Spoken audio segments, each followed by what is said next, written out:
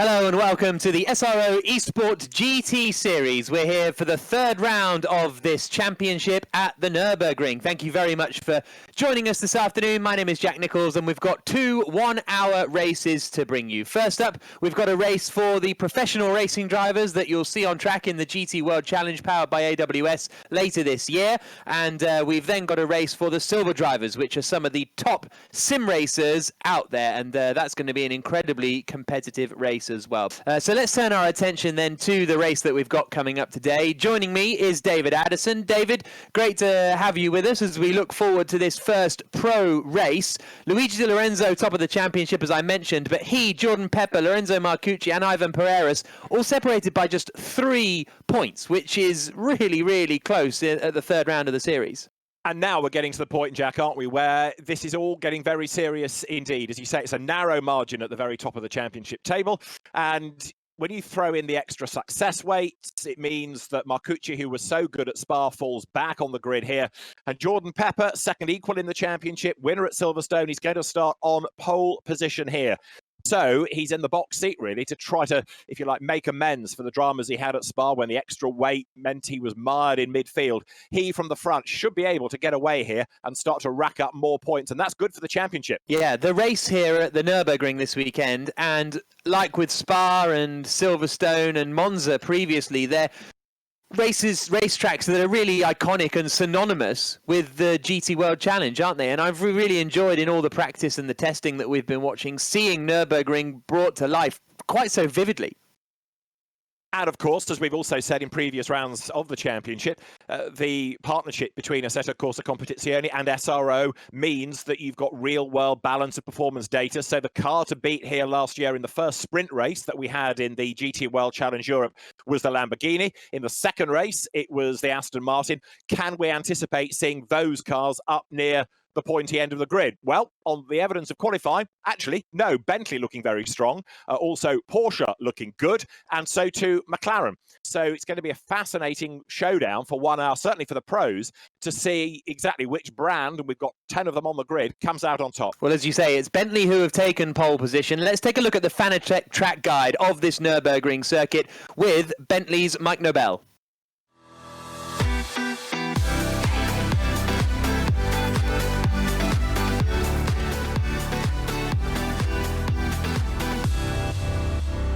Hello everyone, my name is Mike Noble. I race for Bentley Motorsports in the SRO eSports Silver Series. I will now show you a lap of Nürburgring GP with the Bentley Continental GT3.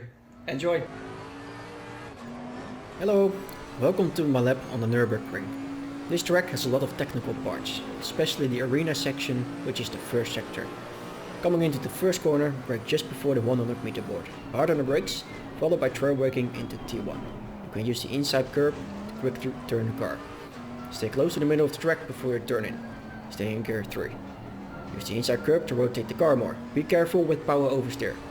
Go wide on exit, try to be as smooth as you can. Use the left side curb to rotate the car. Use gear 2, take a lot of the curb here. Be careful on power. Stay within the white line, getting a track cut warning happens easily here.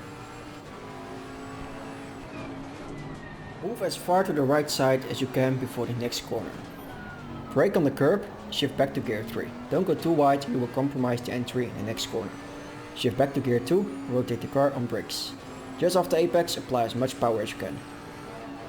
Now, stay as much to the left side as possible. Brake when you're halfway on the first curb on the left side. Dive deeper to the corner, go slightly wide and double apex it. Get on power as soon as you can. Use the right side curb to rotate the car on entry into Schumacher S.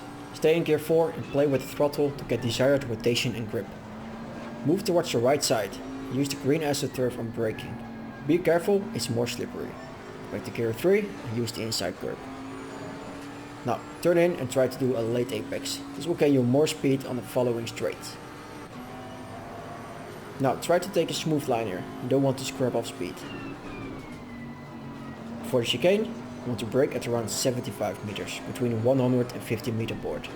Stay in gear 4, do not hit the high sausage curb on the left hander. For the final corner, shift down to gear 3. Stay as close to the inside as you can. Get on power, but be careful with power oversteer. this was my lap at the Nurburgring. I hope you enjoyed it.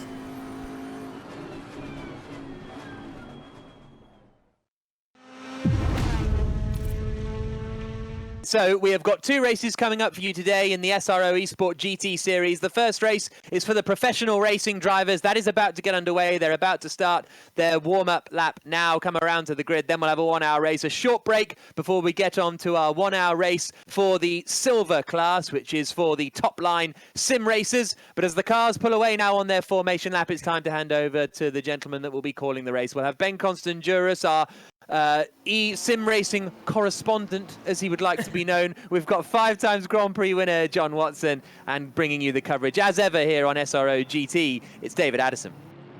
Jack, thank you very much. We'll see you in an hour's time. Thanks very much indeed, as we are set to go racing then. There is, however, a gap on the grid, and Ben might be able to shed a bit of light on this, but it looks like Jenson Button, sadly, Ben, is missing from the grid as they get away. Yeah, it does look like that. I'm not quite sure exactly why that is, but I noticed he wasn't in the practice session earlier on, and he has had issues with his connectivity over the last couple of weeks, both in this racing and other racing he's been doing, and it just perhaps means that demand on the internet wherever he is in the world is too high, and his ping is too big. As Ben was making the point, it's an evening race. We are looking at 7:05 local time, so the conditions therefore for the air temperature and how that will affect the cars are simulated accurately. They make their way now up towards the chicane. It's the so-called motorbike version of the chicane, the more flowing, softer, less stop-start, less mayhem-inducing version of the chicane. The FIA approved officials, Peter Roberts as the race director, Richard Norbury as the steward, will be looking on to make sure that everybody behaves themselves. If the order is good, when they get themselves out of the final corner on the lap, then we'll be good to go racing to get our Pro 1 hour thrash underway. Here they come then, the grid is formed, the man on pole position is Jordan Pepper, it is Louis Delatraz alongside him, the second row is Ben Barnicoat and Alessio Picariello, McLaren versus Porsche on row 2. It's Porsche though that gets the drop on Bentley from row 1, and Louis Delatraz is away like a robber's dog down towards turn 1 as they head towards the Mercedes arena. Ben Barnicoat tries to have a look up on the inside line. Is there going to be contact? No, they just about avoid it. Round the outside line goes Picariello, and that's Jordan Pepper. He does get it wrong, or he did get a tap. Either way, exit stage right. The McLarens go side by side. Ben Barnicoat coming under attack. Michael O'Brien is in the mix as well. 25 is the Audi of Arthur Rougier as they thread their way around the Mercedes arena for the first time. But John talked about a pinch point, and inevitably, John, we've lost a car. There's more mayhem in the background. Yes, it did look to me as if there was a light contact the front of the McLaren, Ben Barnicoat, the rear of the Bentley, Jordan Pepper, and as we've seen in the 2 previous rounds, even the slightest contact in a sim event will rotate a car or take a car off track. So that will be looked at.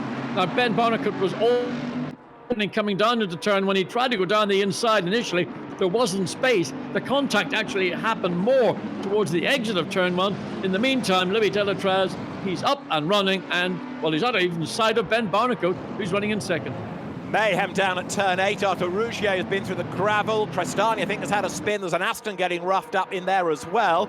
Might have been Giotto's car, but we'll come back to all of that. Ben is going to have a look at some of these incidents as well and try and unravel it for us.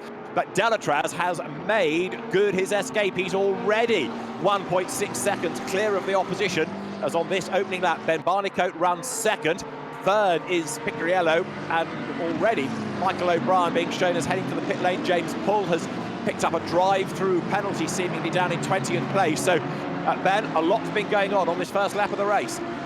Yeah, absolutely, and most key was there wasn't the slightest of kisses between Barnicoat and Pepper on the exit of that first turn, and basically Jordan Pepper just got turned around the front of Ben Barnicoat because of the contact. I don't think there was contact with the wall though, so Jordan Pepper's Bentley should be pretty straight, and damage is simulated and is punished very badly in sim racing, so if you do damage your car, it slows it down a lot.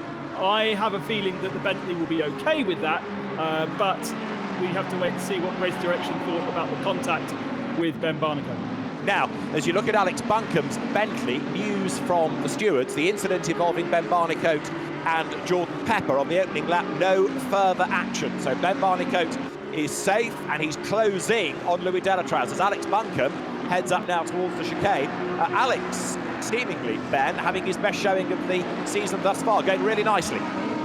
Yeah, it looks like Bentley have really sorted themselves out for this particular track, perhaps on the back foot with many of their drivers when it came to Silverstone, but with Andy Susek well up there and Alex Buncombe and of course Jordan Pepper leading the way, perhaps Jordan Pepper has helped out his teammates a little bit to give it a proper army of Bentleys at the head of the field. Either way, we've had plenty of support from the PR department, and they've done such a fantastic job of almost treating this as though it was real life and trying to maximise the amount of brand awareness. They really have done a great job for it, and now Susek rewarding them with being in fourth spot. Now, what about this battle? Ivan Pereiras in the red Audi, keeping Scott Malvern at bay. Now, don't forget that Pereiras comes into this race fourth in the championship, but his car, 42 kilos heavier than at Spa, because Audi's banked first and second places. So coming up the hill now, that's going to be really handicapped. Meantime, Buncombe is keeping Perel at bay. This is for 9th place, so these are the last two drivers in the points.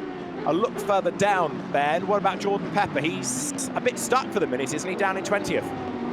Yeah, Jordan Pepper's not making a huge amount of progress. I've actually been keeping half an eye on the back of the third position, because Andy Susek has done a great job of really closing on the tail of the Porsche, and in fact he now looks down the inside. Good work from our director. There's contact between the two. Picariello goes off the road. Yes, John? That was a real hip and shoulder. Another. Then the next Bentley upline, Monty in the number 10 Bentley, also sees an opportunity to get past the Porsche, which was literally a snooker ball attack as it came into that final chicane. So the Porsche has dropped back, lost 2 places due to that contact. Again, that'll be something that'll be looked at. And because there was a benefit to Suchek in that overtake, he may be required to drop back and let the Porsche. Well, in fact, I'd have to let Monty go through his interesting call to see whether that will get the attention of the race stewards or whether that will be given a bye, as was the case with the touch in the opening lap in the first corner between Barnicoat and Pepper. Drama down at turn 1. There's a car off. I think that was the Porsche. Picariello looks as though he has gone either with help or of his own moment off the road. Just like, looked to me as he did something, didn't happen. He just went straight down. He didn't even appear to turn. Now Ben might be able to have a look in the game at that for us and try and add to the evidence, as you see Maxim Yefanov get up the inside of Crestani for 18th place. But drama down at turn 1, which simulates what we had in the real world, in a sense, last year with the WRT Audis handing victory to Aston Martin when they tangled and gave Ricky Collard and Marvin Kirkhofer a win. Well, Crestani is just about hanging on by the skin of his teeth, keeping the Ferrari behind him. McLaren's ought to be competitive because they're running without ballast. We know that they were very quick. Crestani started on the 3rd row of the grid in 6th place, but because of that, whatever the penalty he got, he's down in 18th and really being defensive rather than attacking. It was quite a mix-up, David, down the start-finishing straight. Picariello squeezed Marcucci to the wall and they made contact before they even got to the first corner. Picariello was out of control in the braking zone and collected Luca Giotto as well. So 3 cars affected there, and it's a big shame for Giotto, although I think he should be okay damage-wise. OK, thanks for that, Ben. Jordan Pepper is your next one to investigate because he's pitted, having fallen further and further down the order. I may have to whisper for this, but David Perel has been given a warning from the stewards. Now, that was why Picariello had a poor exit onto the pit straight, because he made a right mons of the chicane. That, therefore, got Marcucci onto his tail. And then, as Ben was explaining, it all kicked off down at turn 1. So Scott Malvern right on the back, just incidentally to catch up on penalties. Ben reported earlier Martin Kodrich had been in the pits. Well, he's got a 30-second stop-go penalty for causing a collision and also an unsafe release. So Martin Kodrich, if his day wasn't bad enough, it's about to get even worse, I'm afraid to say. Scott Malvern here looking for a place in the top 10, but Pereiras keeping him at bay for the moment as they plunge downhill once again. Malvern not close enough to have a go here. Battle for the lead, side by side for the lead of the race. Delatraz has made a huge error just a few moments ago, as we see Scott Malvern making an error as well. But side by side for the lead, Barnicoat trying to get down the inside of Delatraz. Okay. Didn't work. He's now 1.5 seconds behind. Absolutely. Still side by side. They're still side by side, and Barnicoat has made it through. Okay. Got a new leader. Thanks for that, Ben. We're looking at Scott Malvern, but we'll try and get a replay of the lead change if we can in due course. Sant'Amato then you're on board with in 12th place, but a new race leader.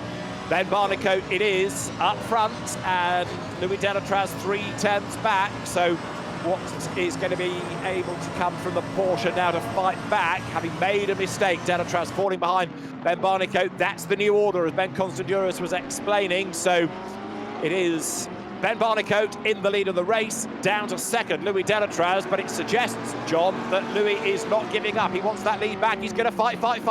Well, that's all he's got left to do. I mean, he's got a car that's been dominant all evening. But Ben Barnicoat, we didn't see the pass. I suspect it happened into the final turn. What we saw was coming down into turn one, at which point the McLaren was ahead of the Porsche. So Delatraz, having taken control from the opening lap into turn one, now has got a different dynamic on his hands. Right now, I suspect that the pace that Ben Barnicoat has been able by catching up relative to the Porsche is going to be enough to keep him into the lead. 8 minutes or just under 9 minutes of the race remaining. Delatraz probably hasn't got an awful lot left in the tank, but of course, keep the pressure where you can. Since Barnicoat's been in the lead, the pace actually has been faster than it had been when Delatraz was ahead. Okay. But Barnicoat definitely made a little mistake in that start of that lap, because as you saw, Delatraz right back on the tail, and Delatraz is very much the faster of the two now, and again they're side by side. Okay, so we're on board with Marciello. There is Delatraz on the outside line. Barnicoat runs it wide up the curb, goes off the road and back on again, but Delatraz will have to get the undercut outside line out of the S's. He wants the inside line for the next section of circuit, but Ben Barnicoat just scrabbles his way back in front as they make the run now down towards the Van Mogen through that fast right. Delatraz looking the quicker up towards the chicane then, and now here they come onto the pit straight once again. Can Ben Barnicoat hang on to this advantage, or, John, can Delatraz do his demon late break going into turn one? Well, I mean, complete surprise to me to see Ben Barnicoat being, whatever his problems are, that certainly unexpected again, down under braking. You can see Delatraz closes up to the rear of the McLaren. That's ordinarily what you would expect to see. It's on the exit of the corner. So these two cars covered, what, by 2/10, 3/10 of a second, 4/10. They came out of turn one. Back this tight turn three frustration, so it's slow in, get the throttle open, then accelerate hard out of turn four. Now Ben Barnicoat has got short straight before he comes down to the Valvoline curve. This is the first of these corners that leads ultimately to the lowest part. Delatraz, I mean, how close does he want to get? Because if he gets any closer, he again will fall into the same trap of getting too close, losing momentum. Barnicoat accelerates down the hill, pulls a little bit of a gap. Gap then once again shortens under brakes. McLaren accelerates, gets the benefit of the climb up the hill. Both cars running without any ballast. Down to the different technologies, down to the different driver skills. I would have said Ben Barnicoat should have had this done and dusted a long time ago. I don't know why or what his issues have been, but he's allowed Delatraz to come back at him so quickly and aggressively. It's almost like Louis Delatraz is better as the chaser than the chased, isn't he? He's got something to focus on here, whereas maybe in the lead... Story of my life, David, story of my life. Too much information, John. Louis Delatraz on this section seems to drop back a little. The perhaps more aero-friendly McLaren able to cut through the air on the run up towards the chicane. 2 more laps to run they will be able to do here. Looking at the clock, you're on board with Delatraz again, so 8/10 of the last sector. Brake turn into the old Coca-Cola curve. You've got the Nordschleife on the left, we've got the hotel on the outside of the road now, race control and the media centre on the inside as they came past the pits. There it is as we look back from Ben Barnicoat onto his penultimate lap now, I reckon. Looking at the clock, down they go towards turn one, and here comes Delatraz closing up again under braking. Well, certainly the Porsche does appear to have a marginal advantage under braking, particularly into turn one, but I don't really understand, because both cars are probably pretty much equipped with very similar braking equipment, but Delatraz closes that gap in the first sort of third of the lap. So the gap when they came across the line had extended up to 9, almost a full second, but by the time they're going to get down to the lower parts of the circuit, that's going to be suddenly back up to, we're looking 5/10, so still 9/10. So up through this bit curve, then onto the second quickest part of the circuit. And now, Ben, it seems that the pace is picking up. They both know they're running out of time. This is the moment. If you've got anything left in the tank or effectively in the rubber, now is the time to really push, isn't it?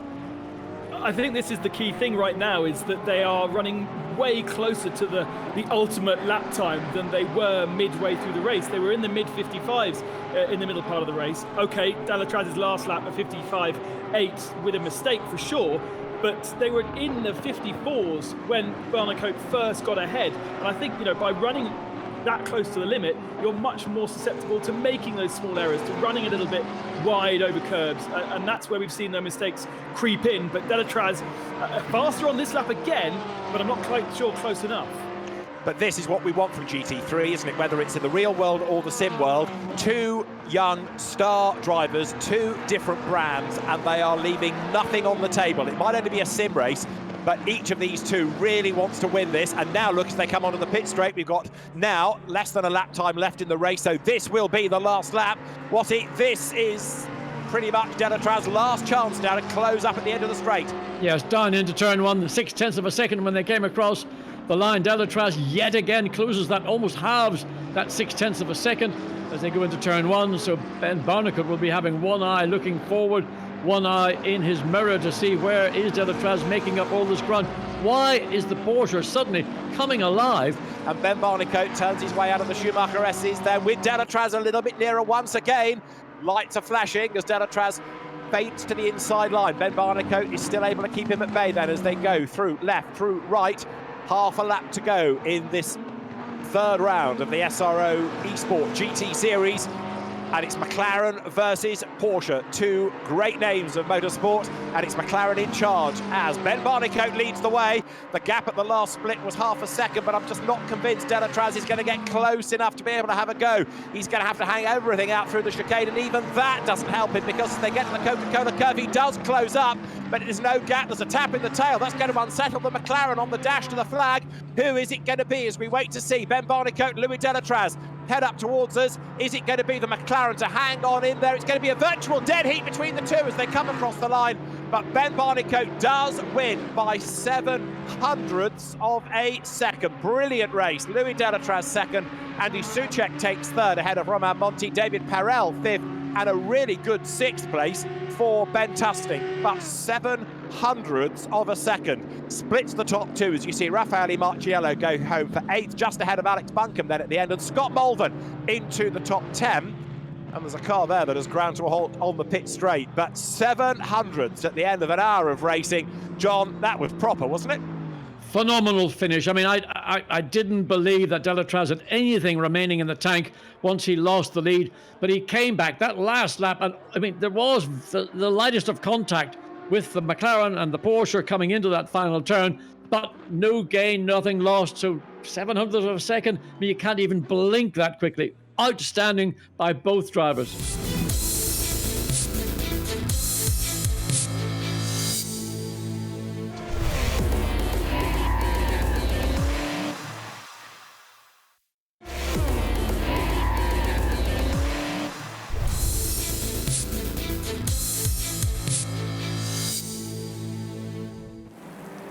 This is the race, the third round in the SRO eSport GT Series from the Nurburgring, and this is the silver class for the top line sim racers. The man on pole position is David Tonitza. He's a two-time F1 eSports champion, just to give you an idea of the quality of drivers we have in this field. Ben Constanduris is sheltering under some pit garage somewhere away from the pouring rain, and in the nice warm commentary booths are John Watson and David Addison. Jack, thank you very much. It is time then to put your virtual anoraks on, virtual umbrellas going up all around the circuit. The temperature has noticeably dropped. It's killing John's white wine, admittedly, but it is now getting quite chilly here at 7:05 local time at the Nurburgring. It's a properly wet circuit, and this is going to be fascinating. We've been wondering what the SRO GT eSports Series, the Assetto Corsa Competizione platform would look like if we got a wet race. Well, here we are. Prayers answered. The rain dance has come true for us. You're looking from onboard Tobias Pfeffer's car as they tiptoe their way around turn 8. Well, John, different set of circumstances now. It's not just about speed, it's also about some guile. It's about survival in these conditions. Okay, right, there's one car. It is the Oscan BMW. Francorchamps BMW that's in the pit lane. We are set to go racing then. It's round 3 of the Silver Series in the SRO eSport GT Series Championship for 2020. It is go, it is wet, it is Ferrari versus Porsche from the front row of the grid. David Tonitza just alongside Eamon Murphy. Eamon Murphy in the Porsche gets his nose in front on the outside line, but he can't get round the outside to grab the lead. He stands his ground. He's got the inside line for turn 2. Eamon Murphy tries to get the undercut. Does he do it? Yes, he does. The Porsche leads the way. Tonitza drops into second place. Alpha Camera is there in third. Luca Losio was trying to make a good start in the Porsche, but he's dropped back, I think, as they wriggle their way out of the Mercedes arena for the first time.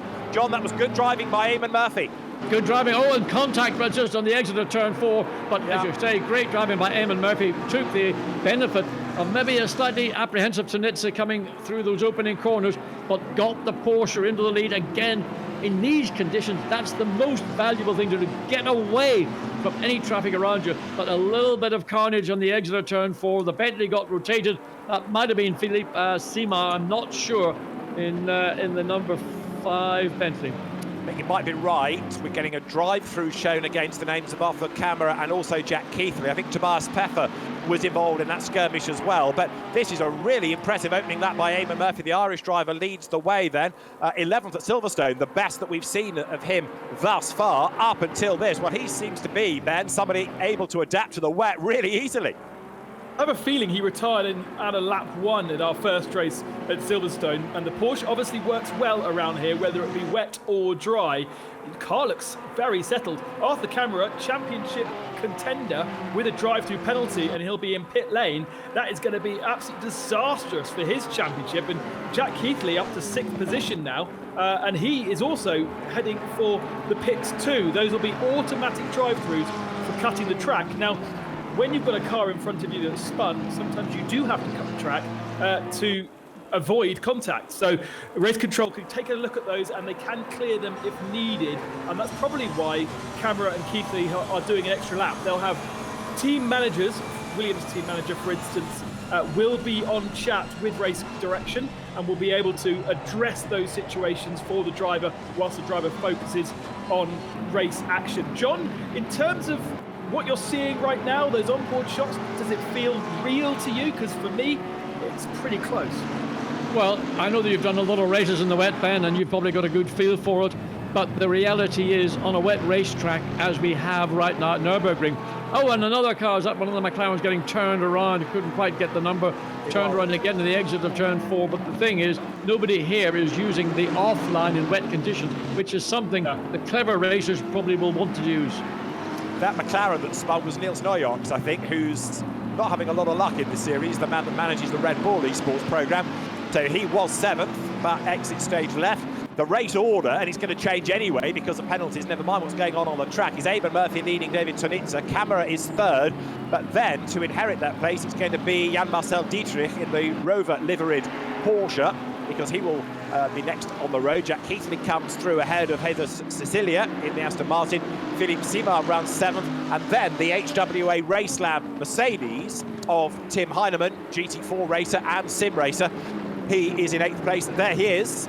HWA Race Lab that competes in FIA Formula 2 and Formula 3. It operates the customer racing program for Mercedes-AMG, has done for a decade now. It also looks after the Mercedes-Benz EQ Formula E team and is earmarked to be taking part in Extreme E. HWA, of course, Hans-Werner Alfrecht's initials, the man that was behind the team and for many, many years behind the ITR that operated the DTM. So Eamon Murphy's advantage then growing all the time, helped by that battle for second spot, because as they argue, so they delay one another. Down the hill goes Baba once more, wanting to break into the points. So the number 86 BMW, there it is. Ufuk's had a 39th and a 27th as his 2 results thus far. And here he is in 11th place. So going really well here, right on the back of the Audi.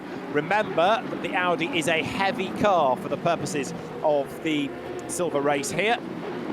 Winning last time out at Spa, so therefore it carries 25 kilos, 17 on the Lexus, although we don't actually have Hani Al Sabti, who was second at Spa, and then 10 on the Lamborghinis. So that's how the weight balance, weight distribution for success goes coming into the silver race here. So 155, Enzo Benito under attack. He's got a Lexus behind him, which is the car of Axel Petit, and as I just said, that's got an extra 17 kilos thanks to Al Sabti's result at Spa. One of the factors in a wet race is that the weight penalty that you're carrying probably has less effect than the other effects, i.e. a wet racetrack, and you parts of the racetrack being wetter than others. As we look to see Benito, can he make a pass? And Salva, can he just about hold it? It's very, very tight. Salva was the wider of the two in turn one, which gives him the upper ground when he goes into turn two. So these two have been pushing, shoving literally all the way around the racetrack. Benito thinks he can make a move up into turn three, very tight indeed. Salva gives him the mo. I thought he'd given him enough room, but he got the back end of the McLaren step out, and that's bad news for Salva, good news for Benito. So Salva, 19th, he started, was 7th, slips back down to 8th. He might lose another place if he's not careful, because he's got Petit crawling all over the back of him. Axel Petit, you're riding with him here then, the French driver in the Tech 1 Racing liveried Lexus, staring at the back of Patrick Selva, the man that won dominantly at Silverstone, left everybody else squabbling behind him. He just drove away from the opposition. 34 minutes on the clock, Porsche leading the way. Eamon Murphy, the Irishman, ahead of Spaniard Jesus Cecilia, and then David Tonitza down in 3rd spot right now. Interesting just to see Cecilia now that he's gotten into 2nd place. The gap between first around just under 4.5 seconds. Now that Cecilia has got that place, he can now focus on the Porsche directly ahead. Was he going to make any headway into that advantage that Porsche has had all the way through? So Axel Petit on board, still chasing Patrick Selva. It looks wet here, or wetter. I think that's part of the spray coming onto the windscreen, but absolutely. Through they turn, up towards the chicane. But Petit not close enough there to have a go as they turn into the corner. While all this is going on, incidentally, HWA Race Lab, which is operating Tim Heinemann's car in 4th place, is running a sim racing bingo on Instagram, which you can watch parallel to the live stream. So if you fancy having a go to Instagram, have a look for HWA Race Lab sim racing bingo. Whatever next. David, what house, which is what you say when you won bingo, is that right? It is what you shout, yes. So Hoos. It's actually Hoos. Cecilia now makes his move, closes up towards the chicane, through they turn, left, right, ride the curve, both of them taking a huge bite out of the middle. Porsche goes wide, Cecilia up the inside line into the Coca-Cola curve, job done. Yeah, Eamon Murphy making a mistake, and he left that door wide open. Yeah, he got the left side of the Porsche on the curb, the back end snapped, he had to get out of the throttle. Easily seen and read by Cecilia. He did absolutely the perfect overtake. He applied the pressure, he got the result that he wanted, and he just then placed the Aston Martin up the inside into the final turn, and as easy as you like. And that's the way you want to make a pass. You want to force your competitor into the error. I thought it might have been Murphy trying to force Cecilia to make an over-eager pass, but now the pass has been made. Cecilia, clear air, going to drive away, and now Murphy's got to contend with the back marker McLaren getting into the mix outside of the points, outside of the overall position. Go back almost an hour, you were suggesting, and we agreed, that Tonitza wasn't that fussed about winning the race. He was happy to be second and bank the points, get the championship lead. Right now, he is fighting to survive on the podium, isn't he? Because, as you rightly say, it could be 5th by the end of this. The only consolation is that other championship rivals like Patrick Selva have fallen back to 8th. Jack Keithley is absolutely flying as well. He's up to 7th, and that could be the top 6. Might even be better by the end of the race. Let's wait and see. But look, further up the road now, Tonitza is under attack from Axel Petit. There they go. Here is the Lexus making its move. You look at the BMW, but the Lexus goes by easy peasy up to the chicane. Absolutely. I mean, what do you call him? Tonitza just simply said, I don't have any more in the tank. I'm not going to even chat. But now Baba, in the space of 2 corners, is right on the rear wing of the Ferrari as well. And look, comes up the inside. He's got more bite mid-corner, got more traction off the corner. So Lexus, BMW cleared the Ferrari in the space again of 2 corners. We've got less than a lap time left in the race. Now, a minute and 13 on the clock. Cecilia is a long way up the road. I just wonder whether he might be able to squeeze one more out of it. Ben might be able to find Cecilia's location on the track for us, just to confirm that as this battle paddles its way through. What about Jack Keithley? He's on the back of Tonitza for 5th place. So the man that was on pole, David Tonitza, he's a sitting duck, isn't he? Jack Keithley here, the Williams eSports driver, is about to make a move. I mean, it's dark and gloomy, but he tries to go one way. The Ferrari's in the way, but that Bentley, surely it's going to go through, John. Yeah, I mean, again, I hate to repeat myself, but a mid-engine, front-engine GT car just dominating what we've seen here in a wet evening at Nurburgring. Gets up alongside, not quite ahead, but he may well, if he can pull enough, half a car length, he's done it. He's got ahead of Tonitza. He's getting to the chicane cleanly. It's a good pass by Keithley, and he will be delighted with that 5th place for him. Fantastic drive this by Jack Keithley, isn't it? As the race leader is on to the last lap now. Then he just squeezed one more out of it, so Cecilia goes through. Ben, Jack Keithley, another sim racing expert. Really impressive drive by him. Yeah, I'm really impressed with what he's managed to do on not his home platform, if you like. I've said it a few times already, but he's not used to this. We may see still a change for our podium because that BMW of Barbar is still pushing on, and he's right on the tail of Petit. Eamon Murphy had a very slow lap as well, but I don't think there'll be a change there. Well, Petit was 10 seconds behind Murphy. He's only 4 seconds behind him, so he is getting closer. I don't think he's going to get past, but what about this man? We've hardly seen him, but Jesus Cecilia has had a mighty impressive race, John. Wheel perfect. Absolutely all you could ask for a driver in the most challenging conditions. Started wet in daylight, finishing wet in darkness, and just threading your way around a racetrack. And it's never pleasant, believe me, in either real or in simulation, to drive in a wet track that's also getting darker by the lap. Well, it is round 3 of the SRO eSport GT series here from the Nurburgring, and it is going to be another driver, another brand that scores victory, because in the wet, in the gloom, in the cold conditions, and at virtually 10 past 8 local time, Jesus Cecilia then in the Aston Martin, he's going to come through as the winner. The AAA eSports driver accelerates up towards the line. Jesus Cecilia it is who wins here at the Nurburgring. Second across the timing line should be Eamon Murphy in the Porsche, the man that led early on.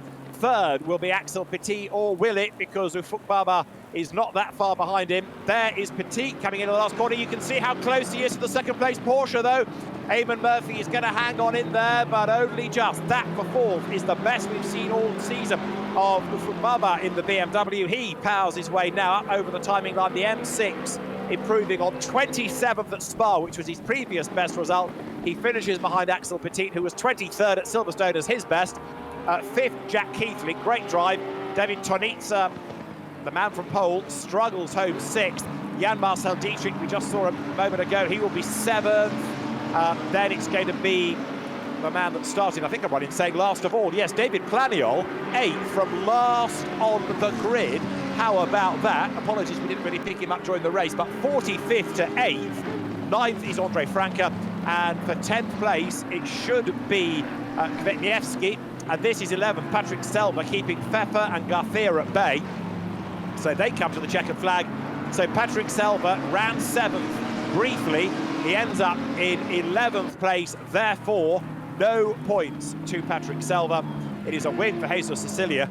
And again, just to make the point about David Planiol, he started 45th after qualifying, absolutely flat last in his Lexus. And there's another car that came good as the race wore on, and David Planiol taking 8th position. So that'll be the next race in 2 weeks' time in Barcelona, and then it'll be followed by the final round of the championship, which will be down to a public vote. So we'll let you know how to get involved in that in Barcelona in a couple of weeks. But for now, from David Addison, from Ben Constanduras, from John Watson, the whole team in Italy and at SRO, thank you very much for joining us for round 3 of the SRO eSport GT Series. Ben Barnicoat takes the win in the Pro Cup and now leads the championship. Jesus Cecilia winning in the silver class, and David Tonitza moving to the top of the standings with just 2 to go. Round 4 will be in Barcelona in 2 weeks' time, and we'll see you then.